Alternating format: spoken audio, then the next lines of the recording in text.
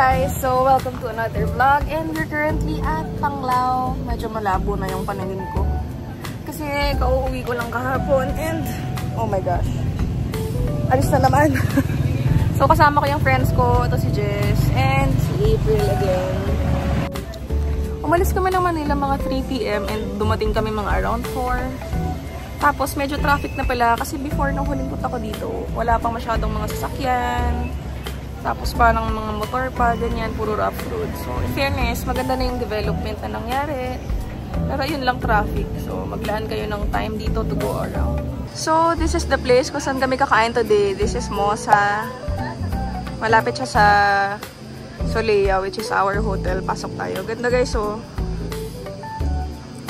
So, dyan kami nakaupo. And, second floor to. Kita namin yung pool. So, dumating na yung food namin, guys. Meron kami dito beef ribs, fried chicken na may mangoes, and cheesy pork and fries. And guys, syempre, sumorder yung friend ko nitong watermelon na slushy. So, ayun, guys. Let's eat. Kain tayo. Hey, good morning! Magka-countryside tour kami. Breakfast na tayo. Ano oras na ba? It's 7:22 AM. Let's go. So, dito na kami sa ground floor. This is the breakfast buffet area. So, Earth is the name ng place. So, this is what it looks inside. Ito yung mga food. Ay, saan? Pandesal and toast. Ay, may ano sila, oh. Cheese bread. Waffles, French toast. Cereal. Salad fruits. Gusto ko to. May mga pickles sila, guys. So, may mga hot meals. So, ayan. May chicken, pork, beef, champurrado.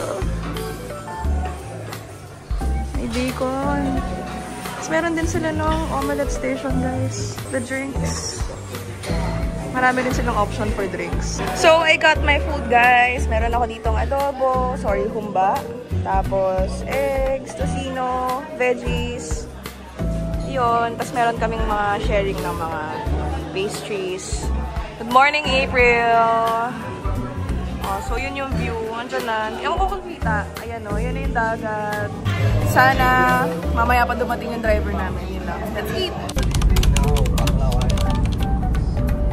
So, nandito kami ngayon sa Chocolate Hills. Mag-ATV kami. And this is only 1,300 per person. Sana hindi umulan, guys, kasi medyo makulimlim. First time ko malalapitan yung hills. I'm so excited. Nabook ko to for only 500 pesos sa Klook and meron pa kayong discount if you use my promo code Eliza to Explore Klook. Hatid sundo na kayo ng driver from your hotel and iikot kayo sa mga famous attractions dito sa countryside. Entrance fees na lang ang babayaran nyo. What happened, Bella? Vampire right?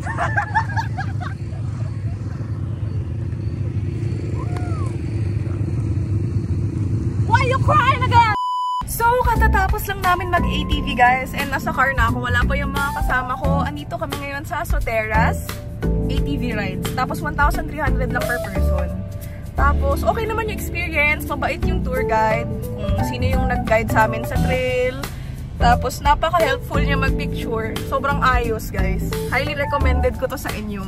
Yun lang, medyo mapuputikan kayo. Tingnan nyo yung shoes ko. Tingnan nyo nangyari sa shoes ko, guys. Oh my gosh! So, nandito na kami sa view deck ngayon. Stairs na naman. We are now at the top of the view deck and the entrance fee dito ay 100 pesos. Kita din pala dito kung saan tayo nag-ATV kanina. So guys, pababa na kami. Grabe, sobrang taas. And ang ganda naman in fairness. Mahirap umakyat dito kapag hindi kayo sanay sa init. Sobrang init. And for our next stop, nandito kami ngayon sa Tarsier Conservatory. And after ng ano to, Chocolate Hills, ito yung next stop nyo.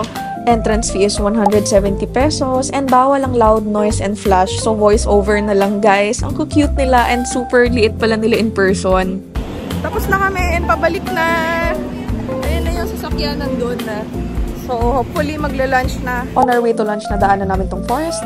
Hi guys! And nandito kami ngayon sa River Cruise area for lunch. Buffet siya, tapos 1,000 per person. Ayan, waiting kami kasi si Kuya pumunta doon para yung driver namin and tour guide.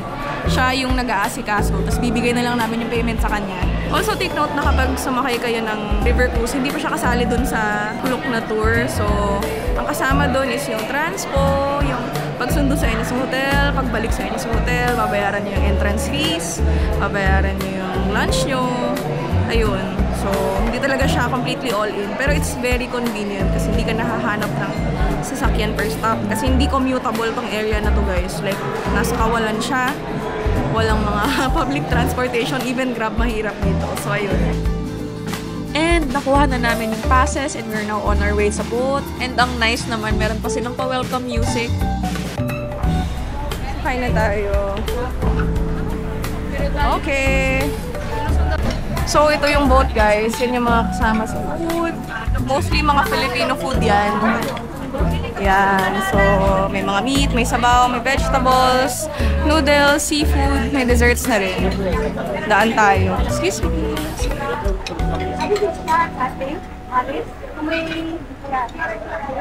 Yan o, ang dami guys. May mga desserts na rin, may fruits, may washing station din dyan.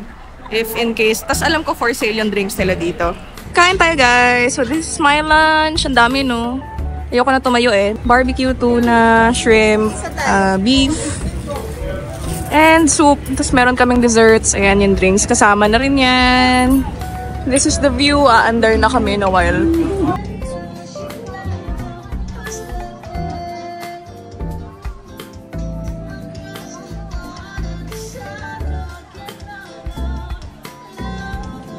So, may stopover yung boat namin, guys. Oh, diba? Pwede din daw bumaba to join them.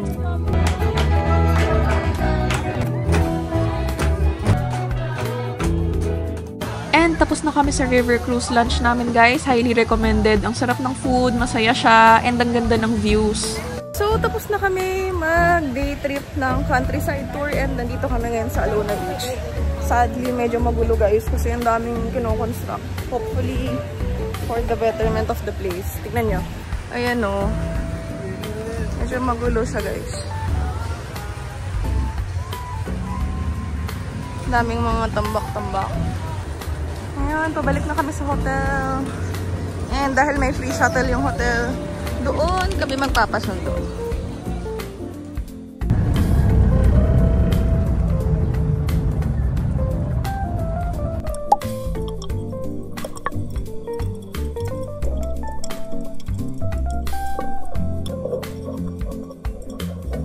So, katatapos lang namin mag-free dive. And nandito kami ngayon sa Domingo Cafe. Sa may napaling. Umorder ako nitong matcha na may mango. This is the view from the cafe. Ang ganda guys. So, andyan na yung reef mismo sa likod. And very accessible. Tapos guys, I highly recommend yung Bohol free diving gears. Ang galing nila kumuha ng videos. Napakainit guys. Nandito kami ngayon sa Hinagdanan Cave. Katatapos lang namin mag-free dive. Dahil sakit pa sa balat. Dito muna kami magtatago sa kuweba. So, nandito na kami sa loob ng cave, guys. This is what it looks like. Sobrang dilim niya in person. Ingat lang kasi medyo mabato and madulas yung cave. And entrance fee pala is 125 pesos. If magsiswimming, viewing is 75 pesos only. Tapos na kami mag-swim sa Hinagdanan. And bumibili kami ng shake. Meron dito sa labas, guys. 50 lang. Mayo. Sarap. You know. Meron silang ano dito, guys. Grilled na banana. Tagal ko na huling nakakain ito. Normally sa mga Bisaya na places may ganyan. We're back. Tapos na kami mag-early morning tours. Hindi ko pa pala napakita yung hotel namin. Ito yung lobby. Yan. Diyan yung drop-off pick-up area. Meron silang store dito. Diyan kami nag-breakfast kahapon sa Earth Restaurant. Meron din ditong mga snacks. Tapos andun yung dagat. Pwede rin kayong uminom dyan. May mga drinks, may bar. Nandito na lahat. May gym din pala dun sa taas, guys. This is the view from the poolside. Tapos ayan yung hotel building. And ito yung beachfront, guys. Medyo maliit lang siya. But it's definitely still a nice beach.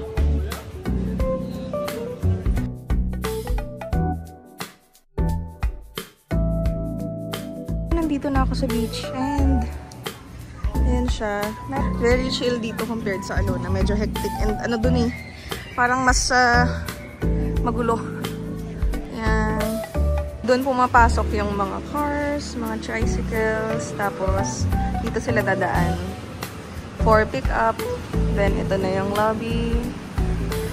Elevators here. Guys, meron din silang slide. Kaso nga lang hindi siya available. Ay, yes, meron palang rooftop bar dito na may sunset. Tapos may mga happy hour, ganyan. So, aakyat na ako sa room.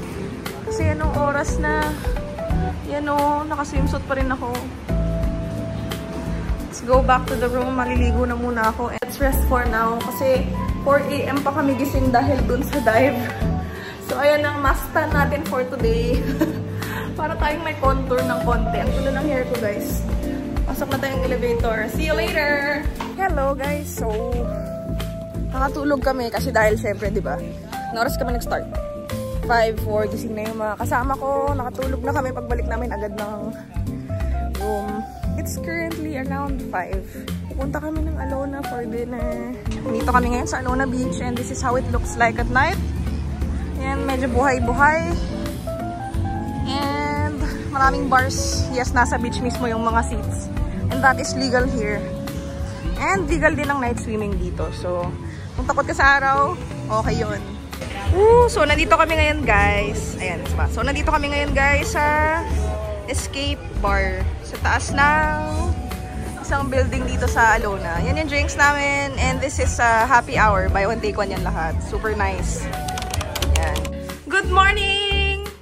We're going to Oceanica today.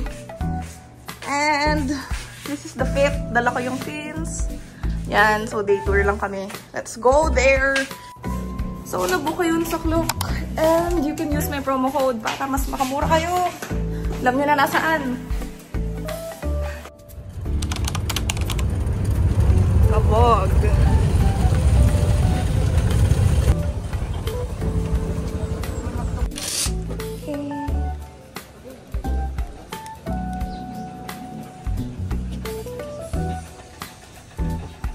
Thank you!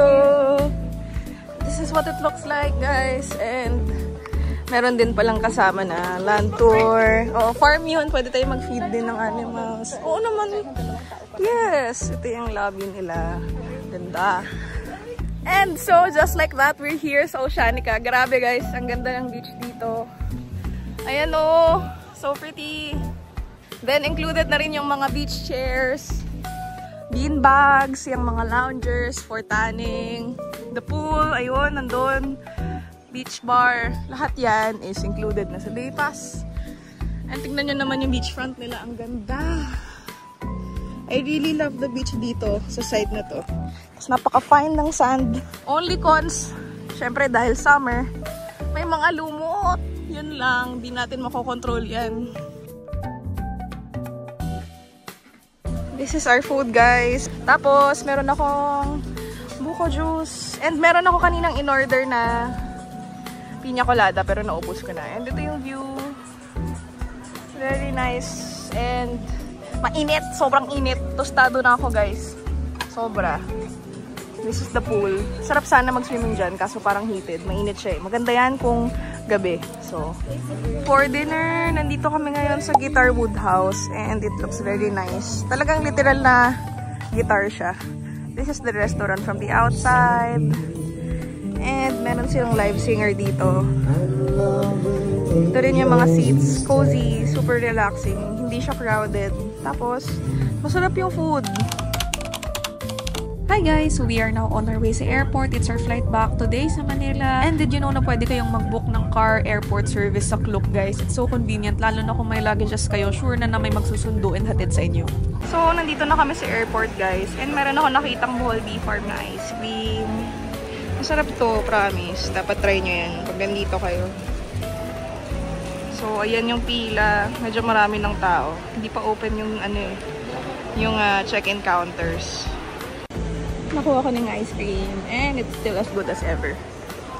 And that's it for our Panglao travel. Thanks for watching, guys. See you on the next one. Bye!